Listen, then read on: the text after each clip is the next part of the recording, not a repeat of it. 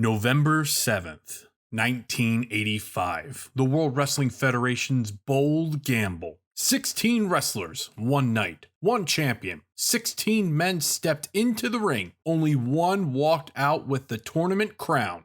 And more than one match never saw the light of day. Get ready to go back in time to the WWF Wrestling Classic 40 years ago on this date, November 7th, where there was jam-packed action and a fan would win a Rolls-Royce? Ladies and gentlemen, are you ready? Welcome to Ooh, yeah! It's going to be the biggest battleground in the history of our sport. As God is my witness, he is broken in half! But I'm better than you, And you know it! You want some? Come get some! Acknowledge me. The irresistible force meeting the immovable object. Welcome, wrestling fans, to the Wrestling Universe Channel's podcast, where pro wrestling fans discuss what we love, pro wrestling. So as always, if it's your first time listening in, we, the Wrestling Universe Channel, would like to thank you for taking the time to listen. And if you have returned, we want to give you a special shout out of thanks for sticking around the Wrestling Universe Channel. We invite you to follow us on YouTube and Spotify. Links below. The World Wrestling Federation presents WrestleVision. From the Rosemont Horizon in Chicago, Illinois, it's the Wrestling Classic. Tonight, a 16-man elimination tournament featuring Ricky Steamboat, Adrian Adonis, Tito Santana, Cowboy Bob Orton, Ivan Putski, Randy Savage, the Junkyard Dog, Terry Funk, Paul Orndorff, Moondog Spot, Corporal Kirchner, the Magnificent Morocco, the British Bulldogs, Davey Boy Smith, and the Dynamite Kid, Nikolai Volkov, and the Iron Sheik. In addition, the announcement of the winner of the Rolls-Royce Silver Cloud 3. Plus, in the main event, a World Heavyweight title bout. Roddy Piper challenges the champion Hulk Hogan. Before we get into the ring, let's zoom out. It's 1985. WrestleMania has spilled into mainstream conversation. Hulk Hogan is king, larger than life. The WWF is expanding its national footprint, but pay-per-view is still new. WrestleMania earlier that year had made waves, and Vince McMahon wanted to keep the pay-per-view ball rolling. The Wrestling Classic was pitched as part of a new WrestleVision pay-per-view strategy, 4 or 5 big events a year. In the ring, feuds were heating up. Hulk Hogan vs. Roddy Piper was still the flagship rivalry. Piper had been railing against the Rockin' Wrestling connection and positioning himself as a thorn in Hogan's side. The idea: stack the card with as many names as possible and let the tournament format vault someone new. But the WWF was walking a tightrope. Overcommitment on pay-per-views and risk oversaturation. Undelivered on matches and loose credibility. That night in Rosemont, Illinois, the World Wrestling Federation aimed high. Now, what was happening behind the scenes? Let's go behind the curtain. What made the Wrestling Classic more chaotic than epic? Fitting 14 matches plus a title match in one night was a massive stretch. By most accounts, only 4 matches ended in a clean pinfall. The WrestleVision branding and pay-per-view schedule failed to gain traction. In later years, World Wrestling Federation would downplay this model. Some matches were rumored to be pushed aside due to backstage politics. For example, plans might have existed for steeper showdowns had certain wrestlers been hotter, or if somebody got injured or dropped behind schedule. But wrestling lore hints at last-minute card shuffles. The show was long, over 2.5 hours. Remember, this is 1985. And wrestlers and crew reportedly felt the pace was brutal. The grand prize for the Wrestling Classic was a brand new Rolls-Royce Silver Cloud 3, part of the promotion to make this event feel special as the World Wrestling Federation's first real pay-per-view after WrestleMania. The winner announced was a fan named Michael Hambley from Illinois. He was interviewed by Lord Alfred Hayes that was pre-taped. But here's the funny part. There's been long-standing debate among fans and historians whether Michael Hambley was a real contestant winner or a planted name for storyline purposes. Some reports, including mentions in newsletters and shoot reviews, have suggested it might have been a work for TV, since very little was heard about Hambley afterward. And also, in that interview, we found it ironic that Michael was a truck driver. Maybe a truck driver for the World Wrestling Federation at the time? No one knows for sure. Time to talk dollars, tickets, and eyes, because even a great show needs a strong bottom line. The official attendance figure was 14,000 at the Rosemont Horizon in Illinois. The pay-per-view buys, the event actually achieved about 47,000 buys. The reported buy rate was around 2.53 in terms of percent of the possible cable homes, modest by later standards. For reference, the next big shows would aim for much higher amounts. WrestleMania 2 achieved a buy rate of 7.01, much stronger. The Rolls-Royce raffle was a marketing incentive to draw local interest and ticket sales. Though the show didn't explode commercially, it served as a testbed. World Wrestling Federation learned lessons about overloading cards, pacing, and promotional expectations. In that regard, the Wrestling Classic was more of a learning event than a runaway success. So in business terms, a solid turnout, modest buys, but risky margins given the volume of the matches and the production costs. Now let's dig match by match. Vince McMahon welcomes us to the show and is joined by Lord Alfred Hayes and Susan Watkins. I know, you're probably saying, who? And yes, we also have no idea who she is, but her sole job at the event is pointing a stick at various wrestlers' heads on the tournament bracket board. The broadcast announcers would be Gorilla Monsoon and Jesse the Body Ventura. So let's kick it off.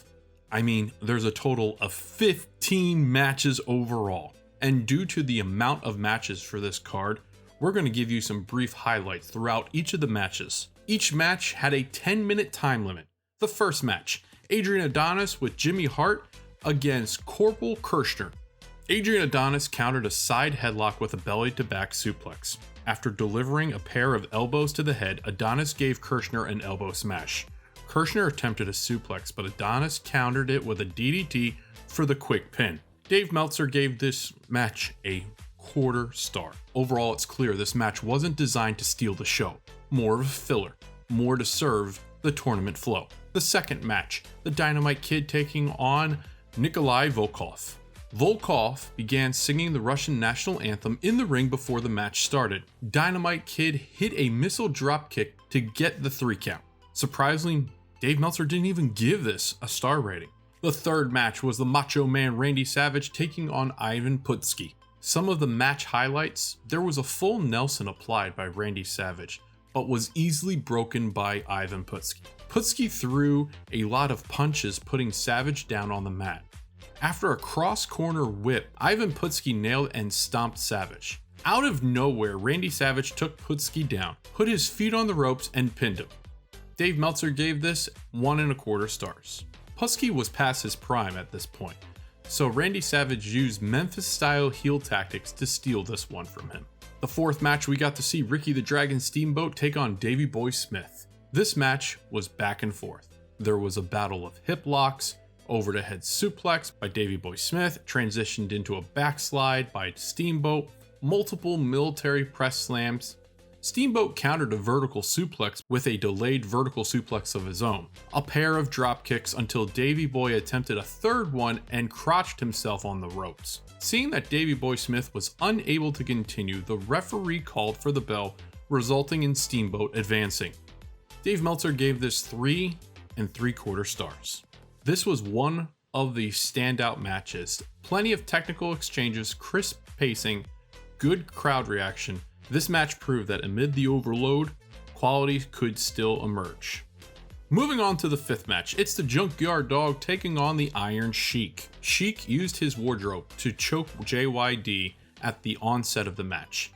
A headbutt from JYD sent Sheik down to the mat. A full Nelson was applied by the Iron Sheik, but was powered out by JYD. Sensing he had firm control of the match, Sheik applied the camel clutch after a mistimed diving headbutt. The Iron Sheik released the hold, as it looked like if JYD passed out. Eventually the dog got one last good headbutt to the Sheik and got the pin. Dave Meltzer gave this 1 3/4 stars. Overall, it was a solid mid-card bout. Crowd involvement really helped carry it. The sixth match, it was Moondog Spot taking on Terry Funk with Jimmy Hart in his corner. Terry Funk asked Moondog Spot if he'd agreed to a draw and not fight, and surprisingly, Spot agreed. Of course, Funk double-crossed Spot by hitting him in the back. They fought outside of the ring until Funk hoisted Spot through the ropes, but unfortunately, Funk didn't get back into the ring in time, and Spot won by countout. After the match, Funk levels Spot from behind again. Funk is so upset and crazed that he even chases the referee. Dave Meltzer gave this match a dud. It was a creative way for Funk to lose without doing the job though. The seventh match, it was the Intercontinental Champion Tito Santana taking on the magnificent Don Muraco with Mr. Fuji in his corner. Action personified in this one. Tito Santana used flying forearms, a sunset flip, and reversed a snapmare into a backslide. Muraco guillotined Santana on the top rope, then a clothesline followed by an elbow drop and knee drop. A power slam by Muraco got the pin, or so the timekeeper thought. Suddenly, an inside cradle by Tito Santana got the victory. Dave Meltzer gave this match 3 stars. It was a very serviceable match. Good flow, solid mid-card energy. The 8th match was Paul Orndorff taking on Cowboy Bob Orton. This was a story-driven match as Paul Orndorff worked on the arm of Orton. You know, the arm wearing that famous cast on it. Plenty of back and forth action between the two until a mistake by Orton occurred as he messed up a flying head scissors. Orndorff connected with a huge right hand that sent Orton over the top rope and to the floor. As Orton was on the apron, he adjusted his cast, then lowered the boom on Orndorff, which the referee saw and called for the bell. Orndorff advanced, but the fight was still going on between the two until a big right hand sent the Cowboy down to the floor. Dave Meltzer gave this match 3 1/4 stars. It was a gritty, physical match. Orton held his own, but Paul Orndorff delivered. Moving on to the quarterfinals of the tournament, which each match in the quarterfinals, as well as the semifinals, was a 15-minute time limit. The 9th match overall and first of the quarterfinals, we saw the Dynamite Kid take on Adrian Adonis with Jimmy Hart in his corner. Some of the major highlights of this match: a catapult by Adrian Adonis sent the Dynamite Kid face first into the top turnbuckle. A slam and a vertical suplex also was delivered by Adonis. The Dynamite Kid countered and started to make a comeback, but at one point missed a splash. Adonis locked in a sharpshooter, but the Dynamite Kid made his way under the bottom rope. A bulldog was attempted by Adrian Adonis, but was countered by the Dynamite Kid, who sent Adonis shoulder first into the ring post. And then immediately the attack was on.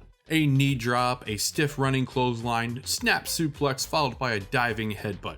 Jimmy Hart got up on the apron to distract the Dynamite Kid, but Hart and Adonis collided, sending Jimmy to the floor and ultimately giving the Dynamite Kid the 1, 2, 3. Dave Meltzer gave this match 3 1/4 stars. This match alone was excellent work by the Dynamite Kid. The 10th overall match and second match of the quarterfinals, we saw Macho Man Randy Savage with Miss Elizabeth in his corner taking on Ricky the Dragon Steamboat. This is one of the 2 matches of the night that are a must-see. Randy Savage used Miss Elizabeth as a shield. Savage attacked Steamboat. Steamboat came back, chops, a leg shot to the head, a head scissors that sent Savage over the top rope to the floor. After a brief scuffle ringside, Savage delivered a belly-to-back suplex, but Steamboat was a lot for the Macho Man.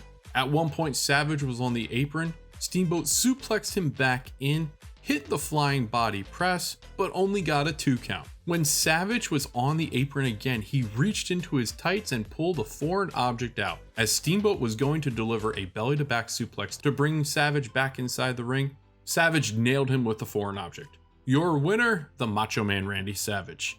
Dave Meltzer gave this 4 stars. One of the tournament's highlights. Big energy, smart booking, ultimately both names deserve to shine. The 11th overall match and third of the quarterfinals, it was the Junkyard Dog taking on Moondog Spot. From the previous match being one of the best matches of the night to this one of the worst. It's safe to say not reviewing this one because we still have plenty to go.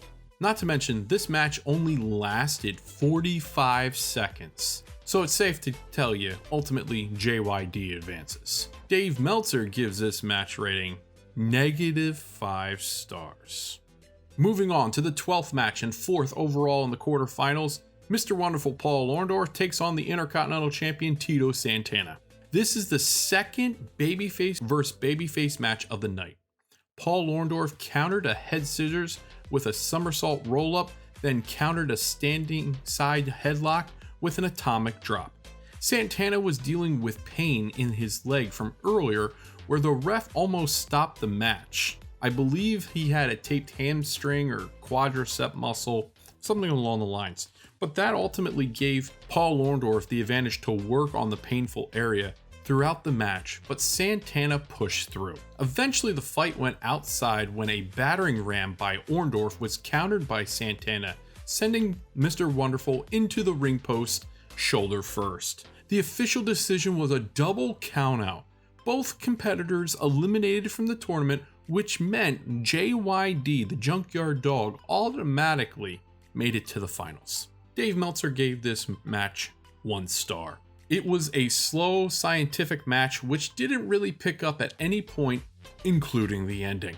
We are now in the tournament semifinals. Again, a reminder, 15-minute time limit. This is the 13th overall match and the first match and only match of the semifinals, where the Macho Man Randy Savage with Miss Elizabeth took on the Dynamite Kid. Some of the highlights: Randy Savage starts out with a sucker punch. It gives him the early advantage.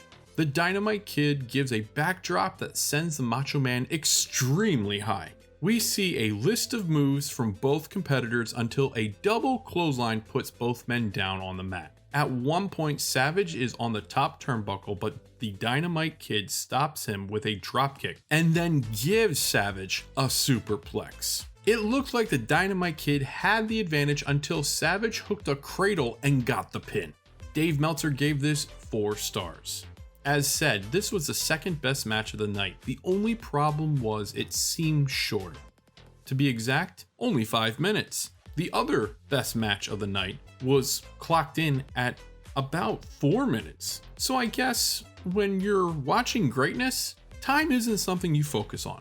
We go to the 14th match. This is for the World Wrestling Federation Heavyweight Championship as Roddy Piper challenges Hulk Hogan. Immediately, the match went to the outside ring area where Piper was whipped into the steel barricade. Eventually, Piper regained with an eye poke, and both competitors went back inside the ring. Hogan nailed Piper with a clothesline and delivered a belly-to-back suplex, a slam, and a pair of elbow drops. Roddy Piper found himself in the clutches of a bear hug where he poked the champion's eyes. From there, it was all fists by the challenger, followed by a sleeper hold. Hogan's arm dropped twice, but stayed put on the third, checked by the referee. Hulk Hogan broke the hold as both competitors spilled over the top rope and to the floor. After a scuffle, Hogan hit the big boot, followed by an atomic drop inside the ring. Roddy Piper reversed an Irish whip and sent Hogan directly into the referee. The challenger grabbed a chair and nailed Hogan with it. The champion blocked the next chair shot, grabbed it from Piper, and smacked him with it. While still holding the chair, Hogan hooked a sleeper. Then, out of nowhere, in comes Cowboy Bob Orton, blindsiding Hulk Hogan with the cast as the referee calls for the bell. Afterwards, Paul Orndorff runs in to stop Piper and Orton to save Hogan. Dave Meltzer gave this rating 3.25 stars. This match didn't resolve the Hogan-Piper feud, and notably, Piper never cleanly lost to Hogan in their WWF rivalry during the 80s. Instead, it protected Piper while keeping Hogan's championship aura intact.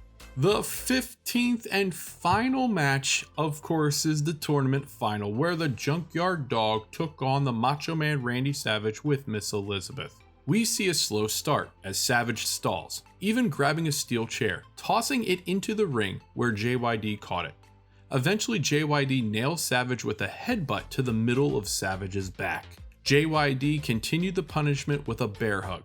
Savage went after the eyes to get released. The Macho Man went on the offense with a clothesline, and when JYD was ringside, Macho Man delivered a double axe handle. Savage didn't stop from there, giving the Junkyard Dog a double sledge to the back, then rammed him back first into the ring post, returning to the top turnbuckle for another double axe handle. Once Savage tossed JYD back into the ring, he continued the onslaught until JYD gave Savage 3 headbutts. He pulled Savage out of the corner by his legs. The ending came when JYD gave Savage a backdrop over the top rope and Savage landing to the floor, where ultimately the Macho Man was counted out. The Junkyard Dog became the Wrestling Classic Tournament champion. Dave Meltzer gave this match 3.5 stars. This was a decent match with Savage's work and an extremely charismatic JYD. Good creative to have Savage lose in a high-profile manner, since he was designated for upcoming things. Alright, wrestling fans, time to tinker. What if we put the eraser to the booking sheet? Here are some outcomes we came up with. And this one kind of makes a little sense. What if there were fewer matches? Would that add more quality? What if you trimmed the entire event to only 8 to 10 solid, well-paced matches? That gives breathing room and lets the bigger matches live. Here's another one. What if the final outcome changed? Suppose Macho Man Randy Savage had won the tournament and then used that momentum to challenge Hulk Hogan more strongly. Or what if Junkyard Dog remained the winner but got a clean finish? Wouldn't that also give him a momentum boost to possibly challenge a champion? Not world champion, maybe intercontinental champion, because at that time it was balanced between Tito Santana and Randy Savage. That might have given a stronger future storyline to either competitor to give them that momentum that they might need. Here's another one. What if the match order shifted? Place the strongest matches later in the show to avoid crowd fatigue. End the tournament final before the Hogan-Piper title match, so the show closes on the extra juice. And here's a crazy idea. What if there were wild card entrants or surprise returns? Just imagine for a second that a surprise entrance would be out of anyone. Andre the Giant making an appearance at that show would send the live crowd back in 1985 ballistic. Would those changes turn the Wrestling Classic from a curiosity into an actual classic? Leave your comments below. So what sticks with the Wrestling Classic after 40 years? First, it's rarely cited as a must-watch pay-per-view, but it's fascinating as a historical experiment. The World Wrestling Federation testing overload, pushing many stars in one night. Its legacy is in its ambition and its lessons. The good, it showed that tournaments could intrigue the audience. The bad, overload kills pacing. Today, the one thing many remember is Junkyard Dog's win, the novelty of the tournament, and the spectacle of seeing name after name in one pay-per-view. For better or worse, it's a snapshot of the mid-80s World Wrestling Federation ambition, stretched thin, but burning bright enough to be memorable. If there's one question we'd like to throw to you, the listeners, would a trimmed, more deliberate version of the Wrestling Classic have gone down as a legendary card instead of a curious footnote? Keep that in your head, whether you jump back to either rewatch the wrestling classic or watch it for the first time. As always, we appreciate and thank you all for taking the time to be a part of our episode here on the Wrestling Universe channel. Please let us know how we did, or if you have anything you would like to contribute to this episode, we would love to hear your feedback. And you know the drill. Follow us on all of our social platforms, Instagram, YouTube, and Spotify, and we look forward to the next episode. So long, wrestling fans.